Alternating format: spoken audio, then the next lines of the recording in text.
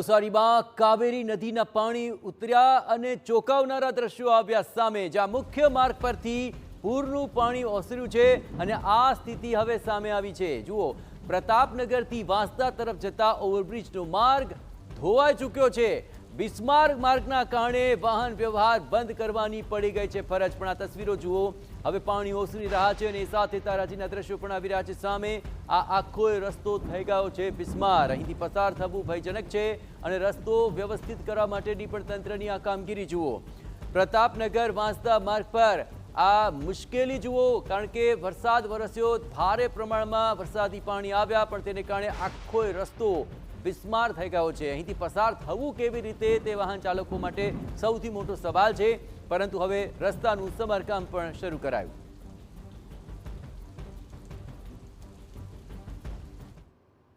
આ તરફ નવસારીમાં પૂર્ણા નદીના પાણીથી શહેરમાં જે વિનાશ રહ્યો હતો તેના દ્રશ્યો આપને બતાવું, જ્યાં પૂર્ણા નદીના પૂરથી અનેક વિસ્તારો પ્રભાવિત થઈ ગયા।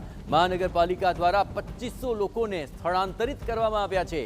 વિવિધ શાળા અને વાડીઓની અંદર આ પૂર અસરગ્રસ્તોને આશરો આપવામાં આવ્યો છે। અહીં ટાટા સ્કૂલમાં પાણી ઘૂસી ગયા અને આટલી થોડી મુશ્કેલી તેને કારણે ઓર વધી ગઈ। ટાટા સ્કૂલમાં 400થી વધુ લોકોને સુરક્ષિત રીતે સ્થળાંતરિત કરાયા હતા। પૂરગ્રસ્તો સુધી સહાયતા પહોંચાડવા માટે પણ અગવડતાઓનો સામનો કરવો પડી રહ્યો છે। આપ જુઓ, અહીં આખા પરિસરની અંદર પાણી ઘૂસી ચૂક્યા છે। ઘૂંટણસમાં પાણી છે અને રાહત સામગ્રી પહોંચાડવા માટે પણ હાલાકી। શહેરમાં પૂરના પગલે લોકોની હાલત બદથી બદતર થઈ ચૂકી છે। આ દ્રશ્યો દેખાઈ રહ્યા છે નવસારી શહેરના રિંગ રોડ વિસ્તારના દ્રશ્યો છે, ટાટા સ્કૂલ વિસ્તારના દ્રશ્યો છે। આ જ રસ્તો છે એ સીધો સુરત શહેરને જોડે છે અને એની બાજુમાં આવેલી ટાટા સ્કૂલ છે। ટાટા સ્કૂલમાં લોકોને સ્થળાંતરિત કરીને રાખવામાં આવ્યા છે, એમને સુરક્ષિત સ્થળે રાખવામાં આવ્યા છે। વેરાવળ વિસ્તારના 5થી વધુ વિસ્તારના લોકોને ટાટા સ્કૂલમાં આશ્રયસ્થાન આપવામાં આવ્યું છે, પરંતુ એ જ આશ્રયસ્થાન પણ પાણીમાં ડૂબી ચૂક્યું છે, જેને લઈને લોકોની સ્થિતિ વધુ કફોડી બની છે। છેલ્લા 2 દિવસથી આશ્રયસ્થાનમાં રહેવા માટે મજબૂર છે। લોકોની સ્થિતિ વણસતા લોકો પાણી ક્યારે ઓસરશે એની રાહ જોઈને બેઠા છે। કેટલાક આ વિસ્તારના યુવાનો સાથે વાત કરીશું કે જેઓ આ વિસ્તારમાં રહે છે અને જે કંઈક સમગ્ર સ્થિતિ છે એના વિશે જાણતા હોય છે। આ વિસ્તારની શું સ્થિતિ છે? ખાસ કરીને પૂરમાં ફસાયેલા લોકોને બહાર કાઢીને રાખેલા છે, ત્યાં પણ પાણી ભરાઈ ગયા છે।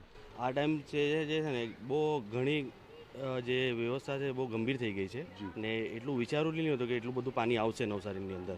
તો એ હિસાબે બધા જે લોકોના ઘર અંદર છે, પાણીની અંદર છે, તો એ લોકોને લાવીને સ્કૂલમાં મૂક્યા છે, ઘણી જગ્યા કોઈ હોલમાં મૂક્યા છે। એટલે ઘણી જગ્યા બધાને સેટઅપ કર્યા છે કે લોકોના ઘરમાં પાણી આવી ગયા છે ને ઘણી જગ્યા એવી છે કે લોકો ટેરેસ પર ફસાયેલા છે। એટલે ઘણી જગ્યા છે કે હેલ્પ બી નહીં પહોંચી શકે, કેમ કે પાણીનું ફોર્સ એટલું બધું છે કે કોઈ નથી જઈ શકતા। સ્થળાંતર કરીને રાખેલા એ લોકો જ ફસાયા છે। હા, બધા જે હમણાં જે લોકોના ઘર ડૂબેલા છે એ બધા અહીંયા સ્કૂલની અંદર બધા સેફ છે હમણાં। સ્કૂલમાં પણ પાણી? હા, સ્કૂલમાં પણ બહાર પાણી છે, એટલે અંદર બિચારા જેમ તેમ રહેતા છે કે દિવસ કાઢતા છે, બસ બીજું કંઈ નથી।